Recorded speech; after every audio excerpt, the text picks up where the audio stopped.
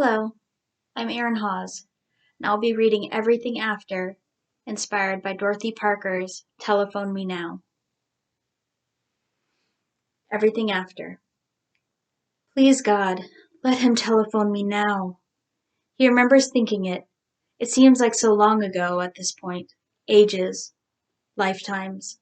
It may as well have been. He moved to this country to get a fresh start. He wanted to experience something new, to find love, find himself. He did. But his heart breaks with the realization that this is where life was always meant to lead him. Why is the brain even capable of conjuring such dreams? Why did God allow us to hope and imagine something more for ourselves if he had already determined our fate before our first selves were ever formed? These are the things he thinks about now. These are the thoughts that keep him up at night. Not that he sleeps much now anyway. It used to be easier. He used to be ignorant. Those were the days, the blissful, simple, wonderful days, back when he first stepped off that plane onto the tarmac. He coughed with the first breath of that muggy New York air, but he didn't mind. The tall buildings waved at him from the distance, and he grinned. This was it. That would be the start of it all, his new beginning. The nice lady at customs told him that she liked his accent. Some young black boys were spinning themselves atop a piece of cardboard on the corner just outside the airport. Their bright clothes and tall hair mirrored the vibrant city.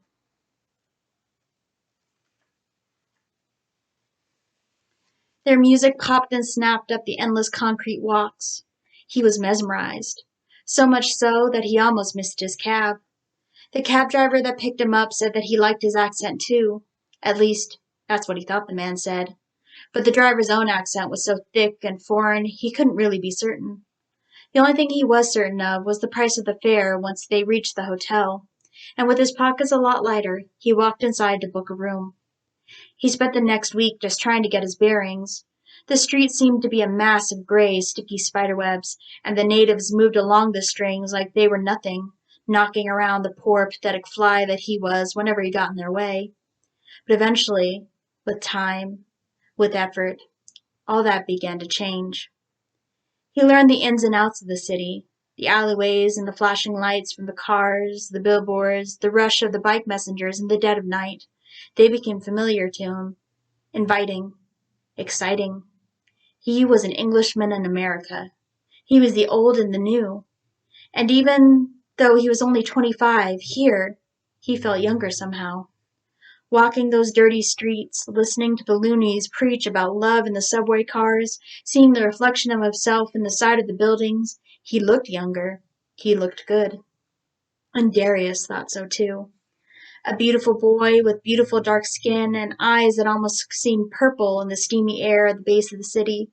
This beautiful boy saw a beautiful boy within him, and it didn't take long after the two met for them to get tangled up atop a ratty couch in his studio apartment. It was quick, rapid, brutal how quickly they fell for one another. He never felt feelings like that before. Not once. Back home in England, all he knew were stolen glances and fervid fingers of the ashamed married man, groping and tugging, too embarrassed by themselves to even ask for his name. And because of that, all he knew was how to hate who he was, who he always would be. He loved who he loved, but he never loved how he fit in his own skin. Not until he came to New York and met Darius. Darius made him love himself. That was a miracle. The hope he didn't even dare to hope for when he first bought his plane ticket to the New World. Darius would kiss his neck and recite poetry with every breath, sing songs in his sleep between snores and snorts. The way he moved around that small, cracked, nicotine-stained kitchen made the place feel like brand new. It felt clean.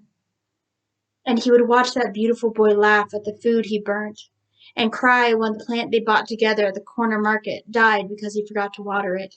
He was always forgetting things. He forgot his keys. He forgot his wallet. Darius even forgot their anniversary after that first year together in the Roachfield apartment. But he was still beautiful. Even when his eyes began to sink in, and the muscle that had once broadened those dark shoulders began to shrivel like deflated balloons around the bones, Darius was still so beautiful to him. They didn't know what it was. Darius said it was just stress. Money was tight, and they both could only ever find random part-time jobs here and there, and they usually got fired after just a few weeks, because nobody wanted to work with fags. But even with the lack of money, and even with Darius's raspy breaths keeping him up at night, they were still happy. They were still in love. They were still themselves. They were, until they weren't. Darius's beautiful mind began to grow as dark as his skin. His forgetfulness took over until there were mornings he would wake up and not be able to remember his own name. Sweetheart, please. You're Darius. You're my beautiful boy. He begged and he pleaded, but those eyes that he fell for between the curls of steam floating up from the subway grates became more and more vacant as the days passed by, and it wasn't too much longer before he couldn't deny it anymore. Something was very, very wrong. Of course, there have been times that he felt afraid, bumps and shocks in the night, anxiety and stress throughout his days that have made his pulse race fast in his throat. But it was only ever childlike, momentary, deniable. This fear, however, this was paralyzing. This fear was toxic. It was suffocating and had a bite to it that tore at the casing around his heart. He remembers watching the examination, fear burning the corners of his eyes as the doctor struggled to survey Darius. But his beautiful boy was so delirious and scared at that point that he couldn't stand being touched. He cursed and he flailed, and 2 nurses had to come to hold his limbs tight to the table. Those beautiful eyes that once flashed purple under the neon of Times Square now flashed red with manic rage, and then glossed over with hot tears and defeat. Darius began to sob into his own shoulder, slowly collapsing into the latex hold that was keeping him still. He cried so hard, he left wet streaks on the paper sheet covering the examination bed. Bits of Darius seemed to fall off everywhere, and he was too paralyzed with fear to try to pick them up. Darius eventually grew quiet, and the doctor was finally able to draw some blood from that dark, rail-thin arm, and just as quickly as that needle went in, it managed to crush everything in their world. From the shore back home in England to the high rises in his heart, that one tiny dagger brought it all crashing into a smoldering mass. He had heard of AIDS before. The newspapers talked about it like it was a monster hiding beneath the beds of only the most depraved men in the city. The sinners and the sodomites, the ones who didn't heed God's plan, the ones who were too unclean, uncaring, uncouth for modern society, the ones who the world believed him to be, the ones who he thought he was, until Darius showed him the truth. He wasn't unclean. He was good and devoted and deserving of all the love that beautiful boy could give. Together, nothing could hurt them. They were safe. That monster was just a scary story. It wasn't real. It couldn't be real.